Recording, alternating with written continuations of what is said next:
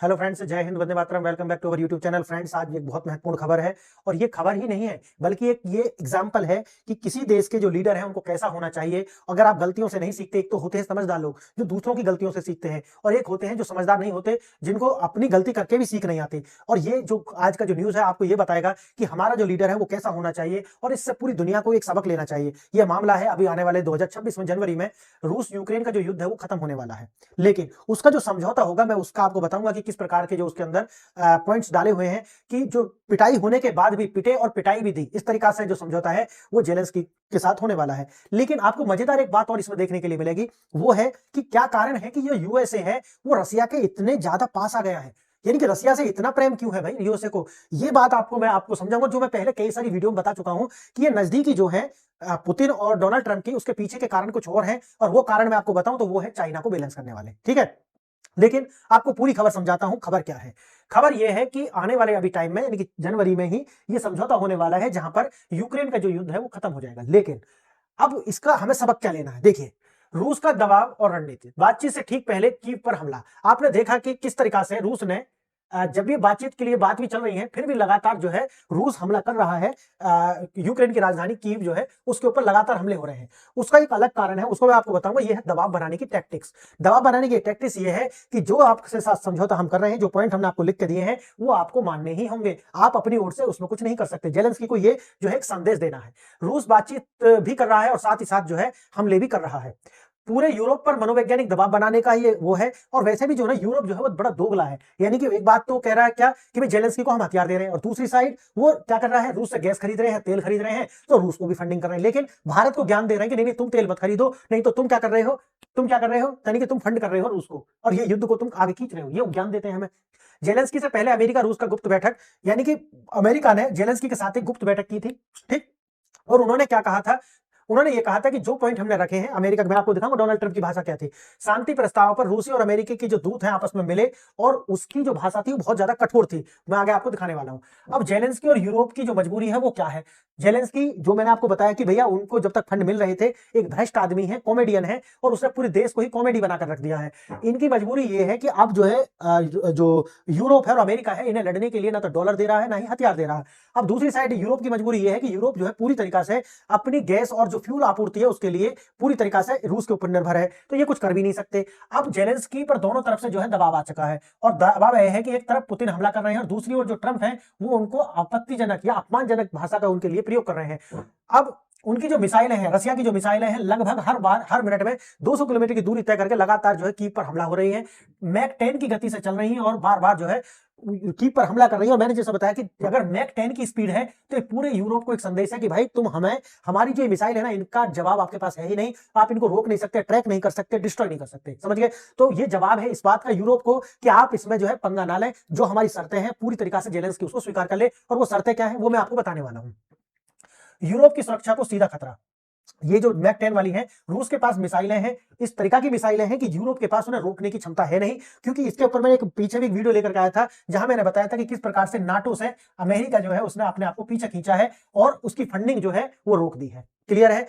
और इसका पूरा एक बहुत सारा वो है, क्योंकि एक वीडियो में कवर नहीं हो पाएगा। लेकिन आज जो मुख्य मुद्दा है वो ये है कि आखिर डोनाल्ड ट्रंप ऐसा कर क्यों रहे हैं, और दूसरा इस समझौते से हमें क्या सीखना चाहिए। ये है रूस यूक्रेन युद्ध एक भू राजनीतिक शतरंज की बिसात है। अब डोनाल्ड ट्रंप को इतना कैसे प्रेम आ गया है रसिया के ऊपर, ये भी बड़ी सोचने की बात है। और ये बात है कि अब जो डोनाल्ड ट्रंप है वो चाइना को बैलेंस करने के मूड में आ चुके हैं। उनका मकसद ये है कि भाई चाइना हमारे लिए सबसे पहला खतरा है। अब रूस उस तरीका का खतरा रहा नहीं है, इसलिए अगर हम रसिया के नजदीक भी आ जाते हैं तो बहुत ज्यादा खतरा है नहीं। हाँ, साइकोलॉजिकल दबाव है अभी भी अमेरिकन लोगों के माइंड में रसिया को लेकर के।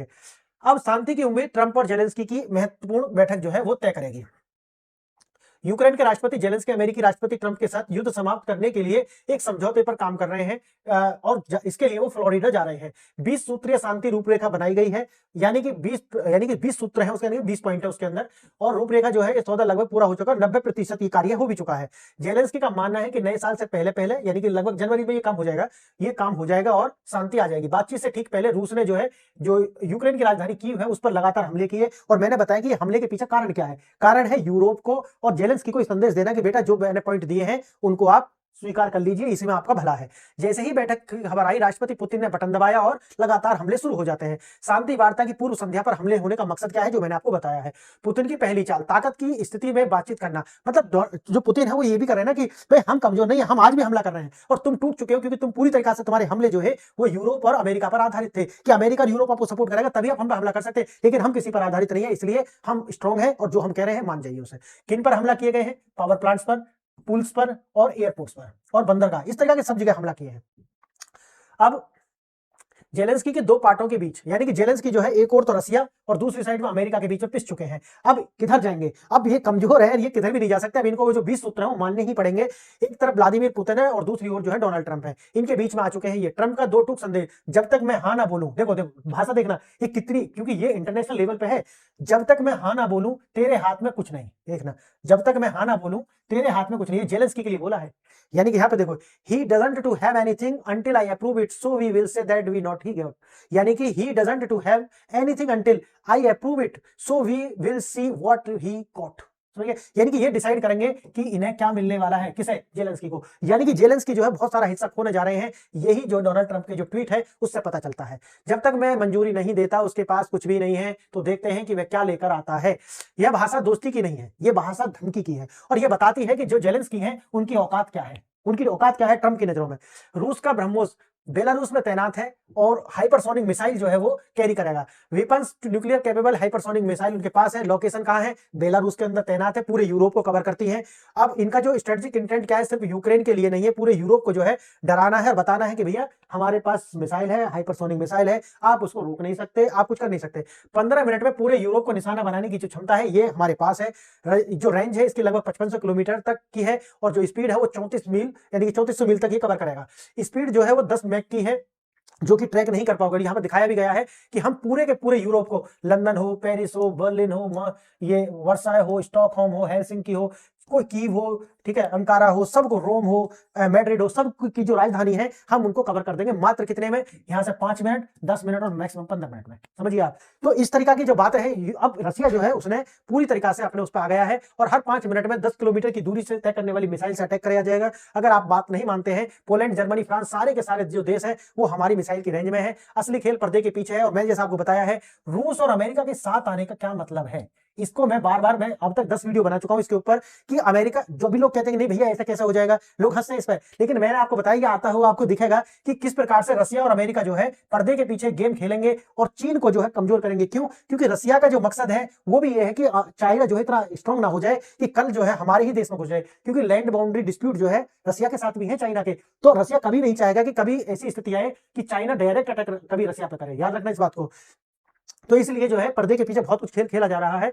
जेलेंस्की अमेरिका आने से पहले पुतिन के दूत जो किरिल दिमित्रिव जो है उनसे मिले थे और ट्रंप प्रशासन के जो सदस्य हैं मियामी में उनके साथ बैठक हो चुकी है। पुतिन के दूत जो है शांति के लिए अमेरिकी प्रस्तावों की जो कागजी प्रतिक्रिया है उसको लेकर के लौट चुके हैं। जेलेंस्की बैठक सिर्फ एक औपचारिक और पूरा गेम जो है, मैंने जैसे कि बताया है आपको, अमेरिका जो है पूरा गेम खेल रहा है और वो जो है जेलेंस्की के जो भी अमेरिका की, जो रसिया की जो 20 शर्तें जो है उनको पूरी की पूरी वो स्वीकार कर लेगा। अब कहोगे कि अमेरिका को क्या मिलेगा? दो चीज मिल रही है। एक तो मैं अभी आपको बताऊंगा कि रसिया के साथ जो समझौता है और दूसरा जो है चाइना को बैलेंस करना। दो चीज जो है अमेरिका को मिलने वाली है। पुतिन की शर्तें, पुतिन क्या क्या मांग रहे हैं? डोनबास मांग रहे हैं, पूरा डोनबास क्षेत्र जो है उसको मांग रहे हैं। देख लो यहाँ पे ये वाला पूरा एरिया है, ये वाला, ठीक है, इसको पूरा मांग रहे हैं। और जो जोपोरिजिया जो है ना, ये परमाणु केंद्र, इसमें अमेरिका और रसिया दोनों शामिल होने वाले हैं। ये वाला मैं कह रहा ना, ये वाला जो है अमेरिका को इसमें मिलेगा। अब देखिए दूसरा है क्रीमिया। क्रीमिया जो पहले कब्जा आया है वो तो 20 सूत्र में ये भी है कि भैया ये हमारा हो गया। क्षेत्रों का आदान प्रदान, रूस के नियंत्रण वाले कुछ अन्य क्षेत्रों में आंशिक जो है कुछ दे दिए जाएंगे वापस। न्यूक्लियर प्लांट जेपोरिजिया जो मैंने आपको बताया, ये याद रखना एग्जाम के लिए बहुत महत्वपूर्ण है।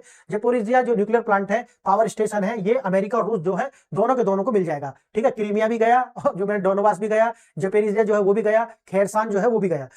अब नैतिकता का अभाव, इस खेल में हर खिलाड़ी जो है वो दोगला व्यवहार कर रहा है। क्यों? क्योंकि अमेरिका ने ही तो ये युद्ध शुरू कराया था, याद रखना, अमेरिका और यूरोप ने। और लेकिन आज वही कार्य है, क्या है? ना तो यूरोप ने गैस तेल लेना बंद किया और ना ही अब वो अमेरिका जो कह रहा था कि आप युद्ध करो, हम हथियार देंगे, हम नाटो में आपको शामिल कराएंगे, लेकिन आज वो है सरकार बदल गई और सारा खेल खत्म हो गया। इससे हमारे जो नेता है और हमारी जो जनता है ना, उसे सीखना चाहिए कि कॉमेडियन जो है कॉमेडी तक तो सही है, समझ लो, लाल किताब वाला कॉमेडी तक तो सही है, लेकिन उसकी जो कॉमेडी है ना उसमें कभी देश का नेता मत बना देना। तो ये याद रखना, यूरोप निंदा करता है लेकिन खास जो अपनी गैस है, तेल है, पैसा जो डॉलर देने से कभी पीछे नहीं हटता, वो रसिया को लगातार जा रहे हैं। आक्रामक है लेकिन अपने कार्यों में नाटो का विस्तार को जो है वो अपनी रक्षा के लिए भैया कार्य कर रहा है रसिया। और जेलेंस्की जो है उसने अपने देश और जनता को जो बर्बाद कर दिया। ये एक हरामी व्यक्ति है। मैं आपको सही बताऊं कि जेलेंस्की जैसे जो नेता है, इससे एक एग्जांपल है कि जनता के लिए कि ऐसे लोगों को कभी ना चुने, क्योंकि ये आपके अस्तित्व को ही मिटा देंगे।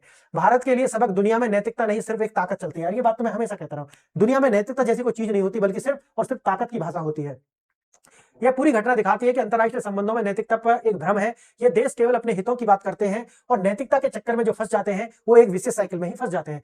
आपकी मिलिट्री इतनी पावरफुल होनी चाहिए, कि इतनी खतरनाक होनी चाहिए कि जो दुश्मन है वो 2 बार सोचे आप पर आक्रमण करने से पहले। आत्मनिर्भरता का जो रास्ता है वही है एकमात्र रास्ता, और divergence of the supply chain जो है वो है दूसरा रास्ता। तो मित्रों, आज मैंने आपको बताया कि किस प्रकार से इसमें जनता के लिए क्या सीख छुपी हुई है, इसमें दुनिया के नेता है उनके लिए क्या सीख छुपी हुई है, और साथ ही साथ में आपको एक सीख और मिल गई होगी कि नैतिकता जैसी जो चीजें हैं वो व्यक्तिगत जीवन में तो ठीक है, लेकिन जब हम अंतरराष्ट्रीय संबंधों की बात करते हैं तो वहां नैतिकता, वसुदेव कुटुंबकम, भाई भतीजा और ये सब चीजें, ब्रदरहुड, ये सब नहीं चलते। वहां सिर्फ और सिर्फ ताकत चलती है। और दूसरी चीज कि सिर्फ एक ही बात जो है आपको है वो है आत्मनिर्भर और सप्लाई चेन का डाइवर्जेंस। यही है जो आपको लास्ट में ला करके विन और विन वाली सिचुएशन में खड़ा करेगा। तो मित्रों, बताइए वीडियो आपको कैसा लगा, और इस वीडियो को अपने दोस्तों के साथ शेयर कीजिए, लाइक कीजिए, बेल आइकन को दबा दीजिए ताकि नोटिफिकेशन आप तक पहुंचता रहे, और कमेंट कीजिए ताकि हमारी जो रीच है वो और बढ़े। तो आपने वीडियो यहां तक देखी, इसके लिए धन्यवाद। नमस्कार।